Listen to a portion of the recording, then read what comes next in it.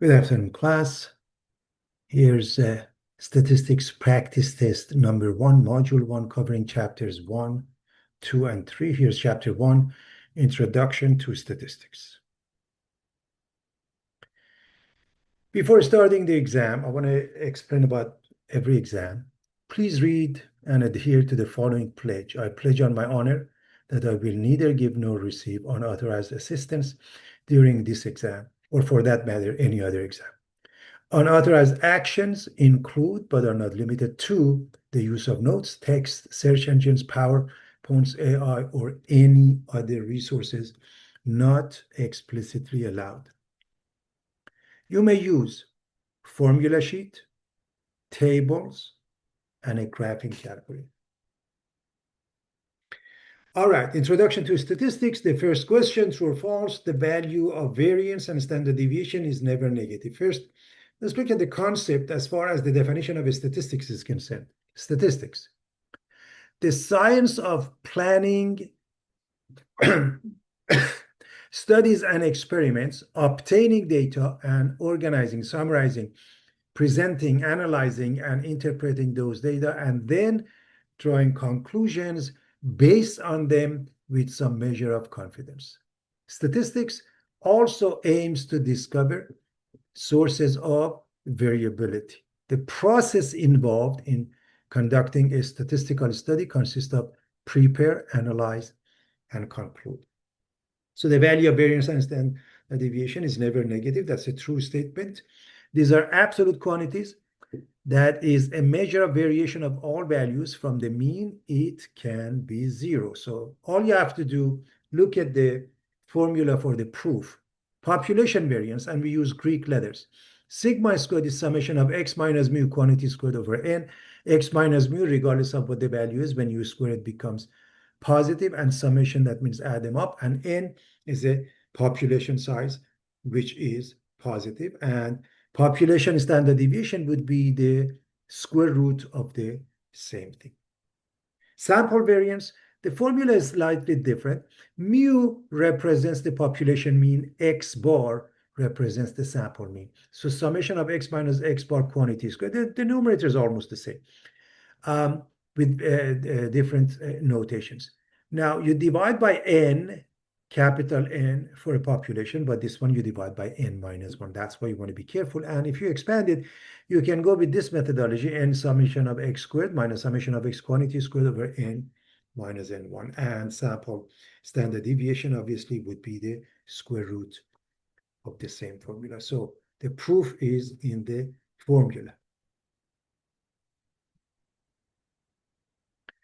All right. What kind of variable weights of bears is it quantitative? Is it qualitative? So let's discuss the concept in general. So having said that,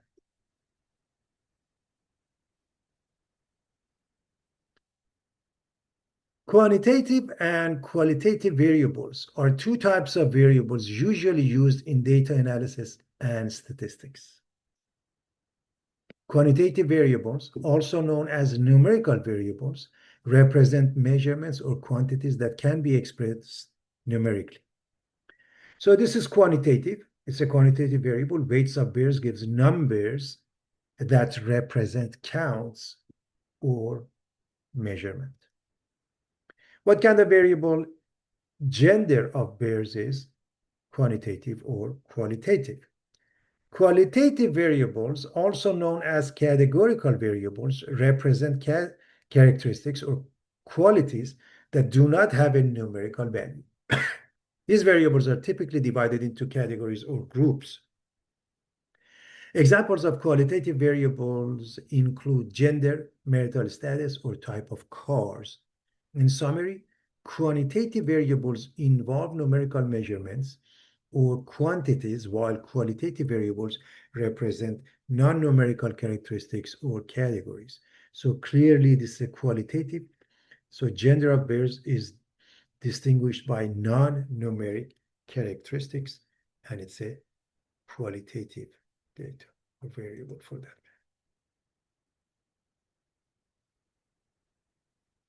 Define population and sample in statistics.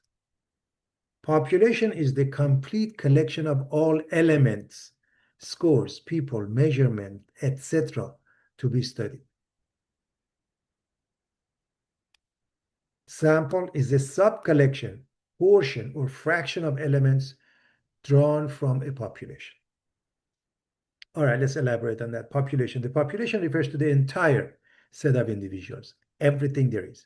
Objects or events that possess certain characteristics of interest and are the subjects of statistical investigation. However, populations can be large and sometimes impossible to study in their entirety due to practical limitations. Sample. A sample is a subset or a smaller representative group selected from the population. It is portion of the population that is chosen to represent the whole. In summary, the population refers to the entire group of interest, while a sample is a smaller subset selected from the population for analysis. Statistical analyses are typically conducted on samples to draw conclusion about the population from which they were drawn. So in short, we don't normally have access to population. We use sample to come up with a conclusion. The value of the middle term in a ranked data set is called the median. Given any data, how do you find the mode? Mode is the value that appears with the greatest frequency among the data. A data set can have one, more than one, or no mode when all numbers appear with equal frequency. True or false? The number of chairs is considered to be a continuous variable. That's a false statement. The number of chairs is not continuous. We can't have 1/4 of a chair. So let's look at some definition. Discrete. Data result when the number of possible values is either a finite number or a countable numbers of possible values 0, 1, 2, 3, etc. Examples: number of students in a class, number of cars in a parking lot. Continuous.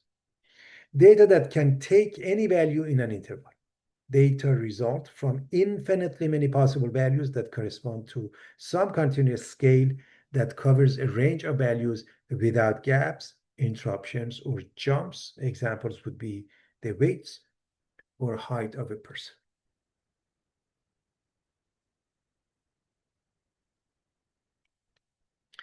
What is a Pareto chart? What does each axis represent?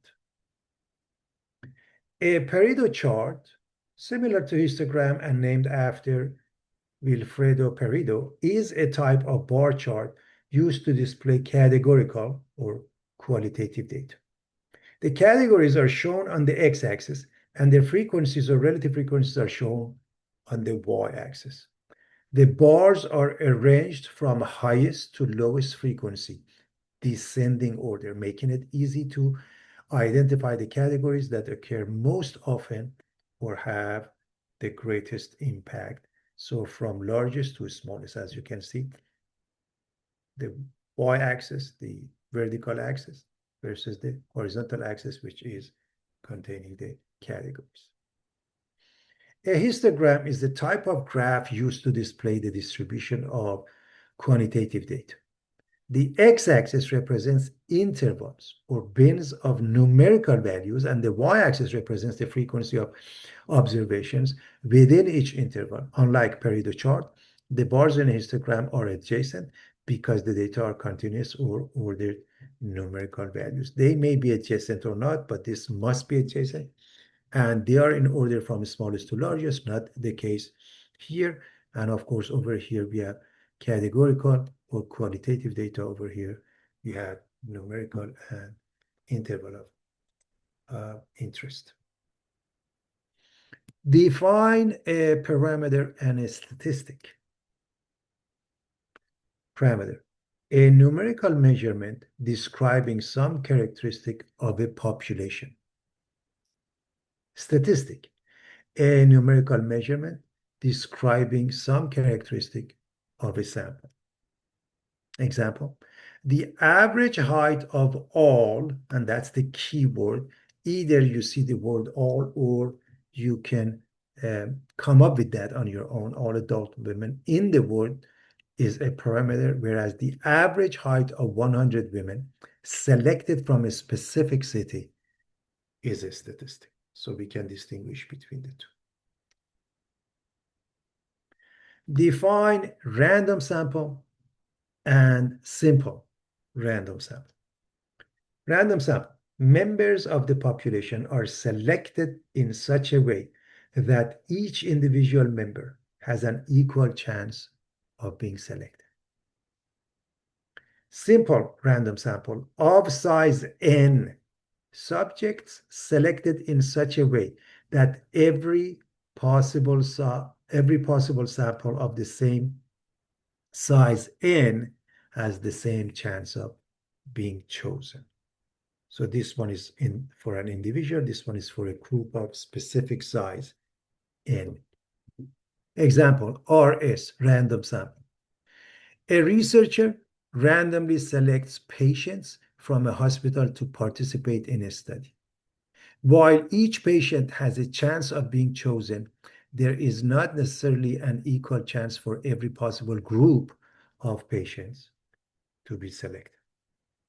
SRS, simple random sampling. A company with 250 employees selects 25 employees by assigning each employee a number and then randomly selecting numbers from a hat or using a random number generator. Every possible group of 25 employees has an equal chance of being selected.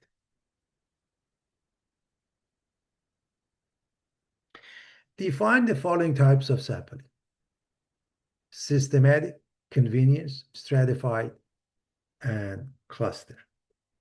Systematic sampling. Select some starting point, normally randomly, of course, and then select every k element in population. Example, in a population of 50,000 people, a statistician selects every 100th person for sampling. Convenience sampling. Use results that are easy to get. Example, standing at a mall or a grocery store and asking people to answer questions would be an example of a convenience sample, or just simply asking your classmates about some topic, that would be convenient sample. We're going to continue with the rest of them. Stratified sampling. Divide the population into homogeneous. The subjects within the same subgroup must be similar and share the same characteristic. Subgroups called strata, and then obtaining a simple random sample from each subgroup. Strata. Cluster sampling. Divide the population into sections or clusters, non-homogeneous subgroups. Then randomly select some of those clusters and choose all the members from those selected clusters. So take a look over here. As you can see, this group, homogeneous, homogeneous, homogeneous, and you pick a few from each. Whereas here, various groups seems to be containing all the elements that we are interested in. So we pick the entire group and we keep it. How many? Whatever that we may need. Okay, example. Stratified sampling. A researcher wants to survey students about their study habits. They divide the student population into strata based on grade level: freshman, sophomore, junior, senior. And then randomly select a sample of students from each grade level. Cluster sampling. A school district wants to assess the reading levels of students. They randomly select a few schools, clusters, and then assess the reading levels of all students in those schools.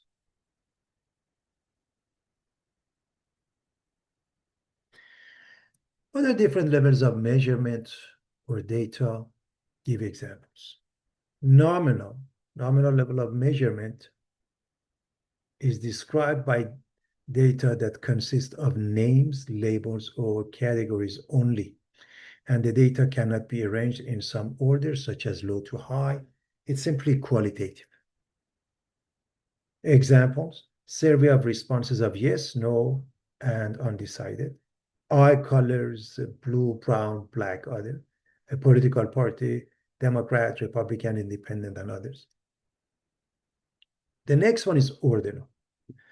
Ordinal level of measurement involves data that can be arranged in some order, but differences obtained by subtraction between data values either cannot be determined or are meaningless. Examples: ranks of colleges. Ranks can be first, second, third, and so on, which determines an ordering. Assigning grades of A, B, C, D, or F. These grades can be arranged in order, but we can't determine difference between the grades. What are different levels of measurement? We're going to continue with that. Interval. Interval level of measurement involves data that can be arranged in order, and the differences between data values can be found and are meaningful. However, there is no natural zero starting point at which none of the quantity is present. A value of zero does not mean the absence of the quantity. Arithmetic operations such as addition and subtraction can be performed on values of the variable.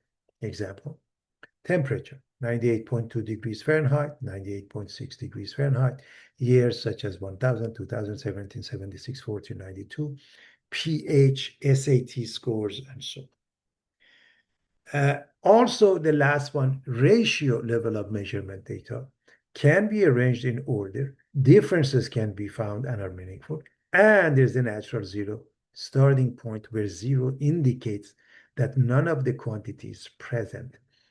Differences and ratios are both meaningful. Arithmetic operations such as multiplication and division can be performed on the values of the variable. Example: distance traveled. 0 kilometers represents no distance traveled, and 400 kilometers is twice as far as 200 kilometers. Prices of books. $0 does represent no cost, and a $100 book does cost twice as much as a $50. So that makes it pretty precise. What's the difference between an observational study and an experiment? Observational study: observing and measuring specific characteristics without attempting to modify or influence the individuals being studied. In an observational study, the researcher merely observes and tries to draw a conclusion based on the observation. Example: a study took a random sample of adults, asking them about their bedtime habits. The data showed that people who drank a glass of warm milk before bedtime were more likely to go to sleep earlier than those who didn't. Experiment: apply some treatment, and that's the key. Apply some treatment and then observe its effect on the individuals. The individuals in experiments are called experimental units, and they are often called subjects when they are people. In other words, an experiment is a controlled study that aims to determine the effect of one or more independent variables or factors on a dependent variable. Any combination of the values of the factor is called a treatment.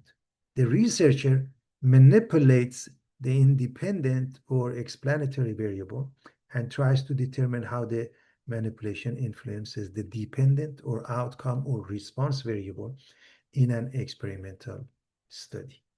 Example: another study took a group of adults and randomly divided them into two groups, randomly, and that's the key. One group was told to drink warm milk every night for a week, while the other group was told not to drink warm milk that week. Researchers then compared when each group fell asleep. So there's clearly a treatment here, whereas here it's just an observation. Okay, I'm going to describe cross-sectional, retrospective, prospective studies and give examples. What's a cross-sectional study? Data are observed, an observational study, of course, measured and collected at one point in time. A cross-sectional study is like a snapshot of a particular group of people at a given point in time. It is used to describe what's happening at that time. Example, a medical study examining the frequency of cancer among the population of different geographical locations.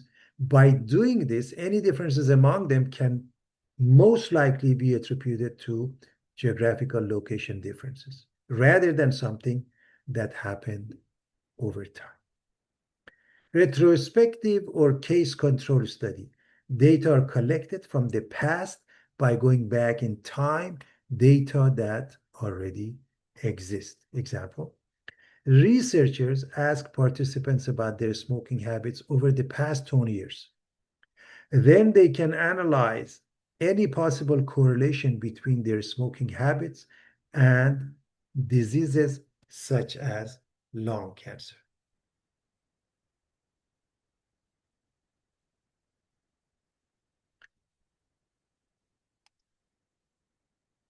Prospective or longitudinal or cohort study.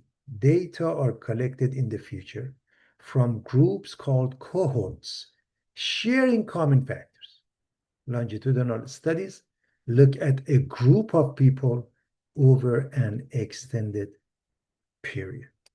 Example, a medical study follows a cohort of middle-aged people who vary in terms of smoking habits to test the hypothesis that the 20-year incidence rate of lung cancer will be highest among heavy smokers, followed by moderate smokers, and then non-smokers. Example, the Framingham Heart Study began in 1948 and is a long-term ongoing cardiovascular cohort study of residents of the city of Framingham, Massachusetts.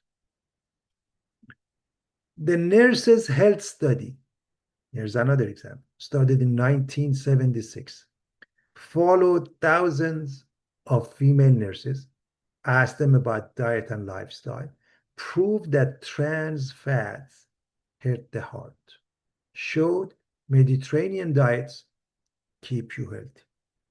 Another one, the Millennium Cohort Study started in 2000, followed nearly 19,000 UK, United Kingdom children, tracks them from infancy into adulthood, looks at how home life affects school, studies how screen time, this is extremely important, changes mental health.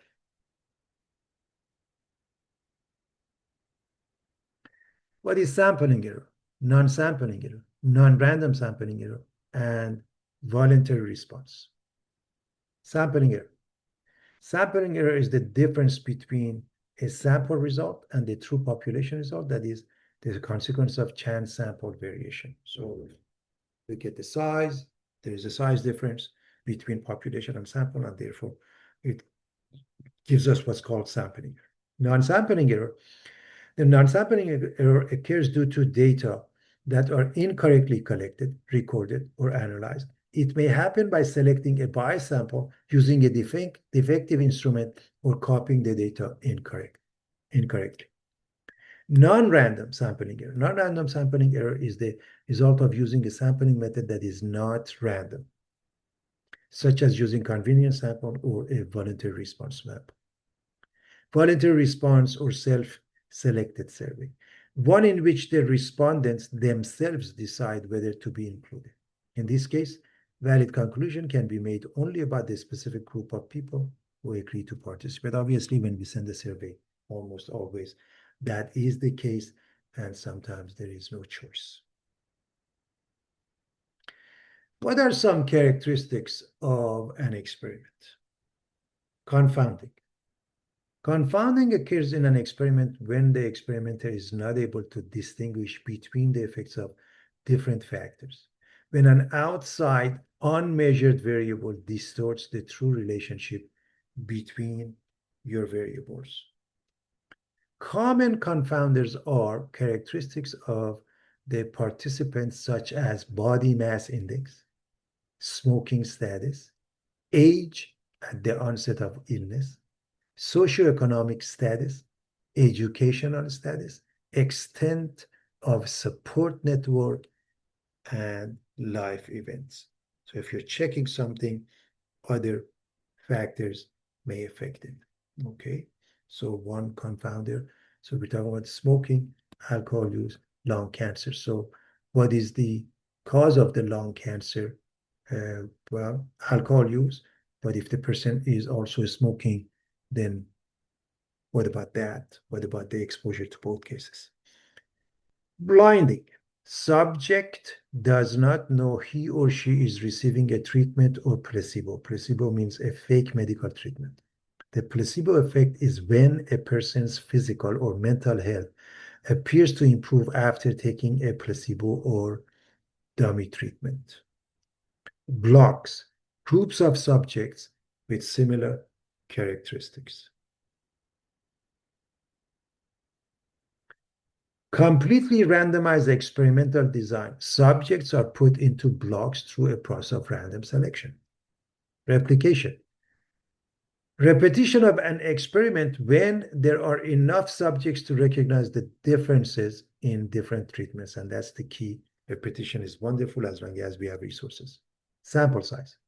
Refers to the number of individuals or items selected from a population to be included in a sample for a research study or statistical analysis. It must be large enough to display the true nature of the population data and should be obtained using an appropriate random method. And randomness is always the key. Let's look at some misuses of statistics. Bad samples, small samples, misleading graphs, distorted percentages, loaded questions, order of questions, refusals, correlation and causality, self-interest study, precise numbers, partial pictures. So for example, let's look at this concept of a pictograph. Double the length, width, and height of a cube, and the volume increases by a factor of 8 because 2 cubed is 8. To correctly interpret a graph, we should analyze the numerical information given in the graph instead of being misled by its general shape. Okay, 10 versus 20. It's not twice, it's 8 times larger as far as the volume is concerned. Deliberate distortions, loaded questions. Should the governor have the line item veto to eliminate waste versus should the governor have the line item veto or not?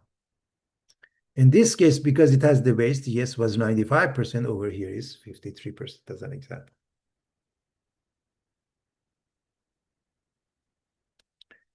Note, if sample data are not collected in an appropriate way, randomly of course, the data may be completely useless, that no amount of statistical training can salvage them. Randomness typically plays a critical role in determining which data to collect. A research center questioned 2,000 adults in the US to estimate the proportion of the population favoring death penalty for murderers. It was found that 70% are in favor of death penalty for murderers. State the individual, variable, population, sample, parameter, and statistics. So population, clearly 2,000 adults in the US, so that means the adults in the US, all adults in the US. Sample would be those 2,000. So 2,000, the 2,000 adults in the US survey. What is the individual? One of those, one adult in the US. What is the variable? You are for it or against it? Favoring death penalty for murderers, that would be the variable. Statistics, 70% of those were in favor. So the 70% in favor of death penalty for murder in this study is that. Parameter is not given. It's not known. First, I want to emphasize that. However, in some texts, they may use the same 70% in favor of death penalty for murderers in the US. I want you to know that. But parameter is not given because the population, we don't have access to population. Decide if each of the following describes an observational study or an experiment, starting with the first one. The height of shoppers at the mall was required. We're just observing, observational study.